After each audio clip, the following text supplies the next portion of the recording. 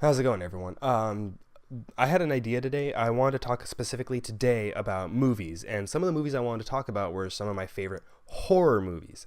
Now, horror movies have a special place in my heart, mainly because of creature features.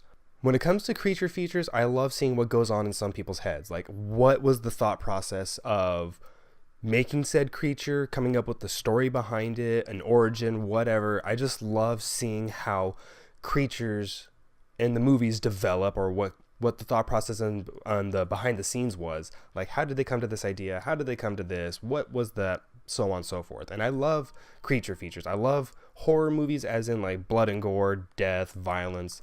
Don't really care for like the whole sex aspect because it's so overdone, and I really don't care for it. But blood, gore, death everywhere, fucking sign me up. I mean, some of my favorite horror movies I can come up right off the top of my head are like Predator, The Aliens.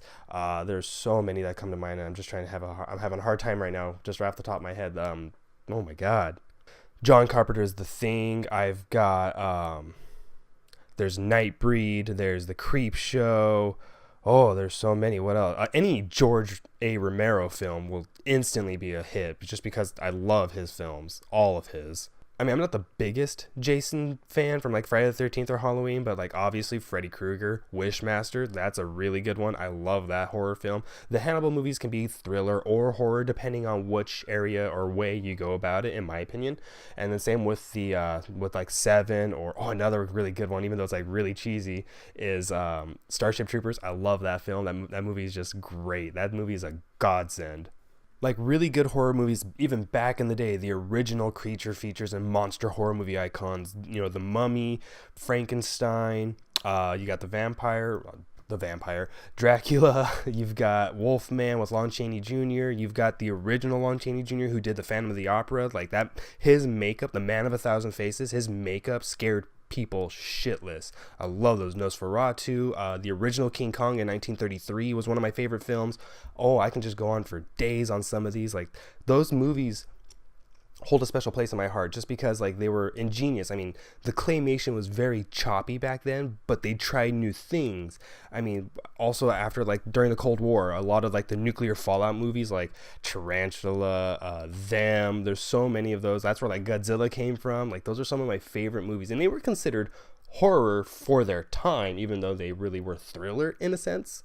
But I love those movies. I mean, it doesn't even have to be like all about the blood and gore. It has to be like the suspense, the scares. I mean, like one movie that internally scared me but wasn't like physically scary was like Oculus. Oculus like sent shiver down my spines. Like, I just shivers down my spine. I put the S in the wrong spot. I can talk, I swear. But it was one of those that it made you feel very uneasy of an inanimate object, like almost any other movie out there that has to deal with like a poltergeist or a haunted item or whatever. But like for some reason, that one like really hit deep in me, and I was just like, ooh, and I loved it. Like, I remember it wasn't a horror movie, but the first movie to ever scare the living shit out of me pretty much was Jurassic Park. But I was like 3 when that movie came out, so I mean, you hear the T-Rex in like the theater, and it sounds loud, and I was hiding through it. Like, all I could see was between the chairs. That's all I was doing. I was just hiding behind the chairs, and I was peeking my head right through where the cup holder is. Oh god, I loved it. It was that adrenaline feel, that like shortness of breath. I love feeling in horror movies because you don't really see it anymore, and or it's one of those, the way it's done is very, very CG'd, or it's not storyline driven, and it's just all blood and gore. And if you have one that does like everything together super smoothly, confined and well-rounded, it is amazing. That's why, to me, it didn't really need a storyline, but it had its own storyline of who is it, which was John Carpenter's The Thing. Like, you never knew, is it him, is it him, is it him? It kept you guessing, and it was so well shot. And I love animatronics. That's why I love animatronics more than CGs, because it's alive, it's breathing without actually being alive and breathing. Like, you can actually react to something, not like someone in a green suit or a blue suit or nothing in general. You have something to physically react to. And if it's like an animatronic, like for instance, like American Wolf in London, which is another really good film that I think I may have said, I'm not sure, just the animatronic of the wolf head, how they did it, and how they did just his transformation was like amazing for its time. And it sounds so painful, and you know it's fake, but you have all these animatronics there that just make it feel so real, and you just like can't help it. Ugh. And that's why like John Carpenter's The Thing. Oh, video dome, and then scanners are like another good reason why I love like animatronics and props and stuff like that, because it looks so real. I mean, they took some steps like that towards like an Iron Man where he's like got his chest piece and whatnot, but it's just done so well. And George A. Romero films, just how they do the prosthetic and like the when they tear bodies up and how they do all that, the blood and guts everywhere. It is just, there's something about those films that is so overlooked because people only go in there to be entertained, which, don't get me wrong, I am entertained, but I look more into it than the common person. And when that happens, I try and have these conversations, and I just can't have a conversation with some people like this because they don't really understand it or they don't care for it. But see, this is what I love about doing these videos, is I can just talk to myself and be like, oh yeah, that's really good. I gotcha. And one thing I absolutely love about horror movies is like the unknown factor. Like if the trailer doesn't reveal too much or reveals too much, you still kind of go in like, well, where's it going to go? Now that I know the base premise, how's it going to work out? Where does the twist happen? Where does this creature actually get all of its, final kills before it dies, if it dies? And then, I mean, there's just so much to it that it's very simple, but it's very complex if you decide to go into it. I mean, I don't like forcing that theory or like a fan theory or blah blah blah blah blah when there's no need to. Like, it's almost like when you're in English class and it's like, well, why do you think the drapes were blue, and you go on this long little whatever theory about it. And I don't do that, but I still do like enjoying engaging a conversation that way and just trying to pick apart a movie that way. But I don't always force it on everybody and be like, no, I'm right because this was my theory. Because people do that. Like other movies that like stand really close to me, like speaking of animatronics, is like The Fly with Jeff Goldblum.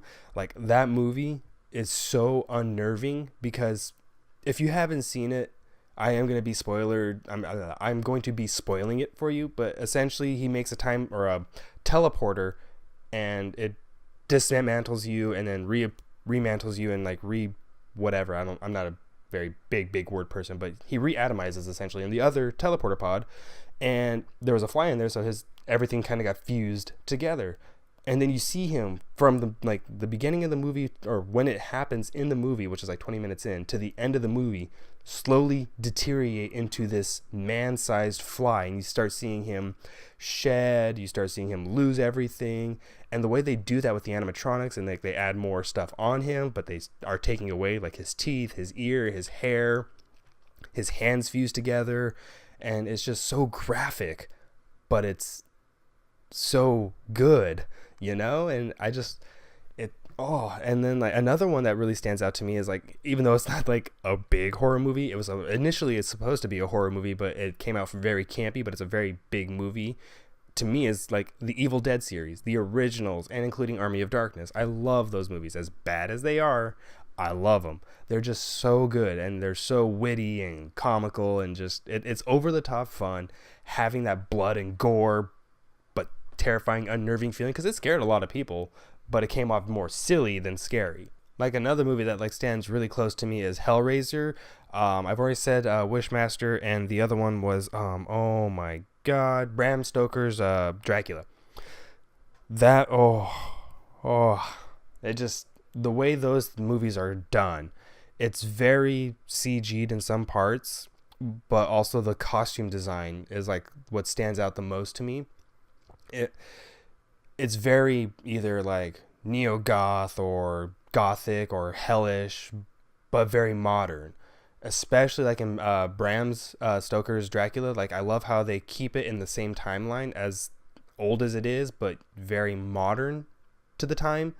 But the costuming, the design, the sets, just the story development of all three of those films are really, really good. Like Bram Stoker's is a really good storyline. You've got Hellraiser. That storyline, again, it's not very complex, but it's really cool, and the idea of it and how they shot that movie was done really, really well. I can go on for a while on this, but I don't want to like seem like I'm dragging this out.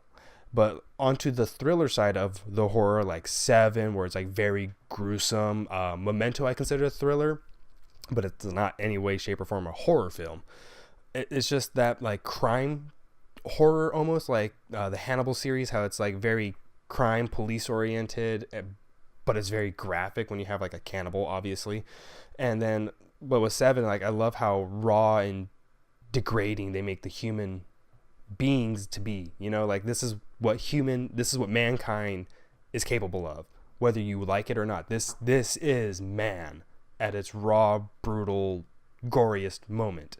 And it's so cool because you're just like, I've never really seen people wanting to do that. I mean, I know like there's a lot of these stories like in shows that are based off of true events or true serial killers and whatnot, but it's like TV shows don't have like the budget, nor can they like air it like on an HBO thing like as bloody and graphic as you want it to be, but it's done still just and you can just feel the gore and the hatred, or you could just feel the pain from like the bone snapping or the being cut or whatever. You're just like, oh. But one thing I always scare everybody with is every time I watch a horror movie, no matter how much blood and gore there is, I need one thing. And that one thing I always need after I watch a horror movie, or before or during, is I need a big ol' ass bowl of spaghetti. And I am set. Like, I don't know what it is, but every time I watch a bloody horror movie or a thriller or whatever, there's blood flying everywhere, I crave spaghetti. I don't know what it is, and I don't know how to explain it, but I crave spaghetti. And on that note, I will probably say goodbye now. I'll probably have some more subjects to come up on my head and hopefully record like a binge session and hopefully be able to crank out some more of these. That way it's at least ready for a steady supply of videos. That way it's not as long or every other day. But we'll see. At any rate, I'll talk to you guys later, and I hope you guys enjoyed. Bye-bye. This is my 100th video, and with that, I don't know exactly what I wanted to do. I wanted to do like a Q&A.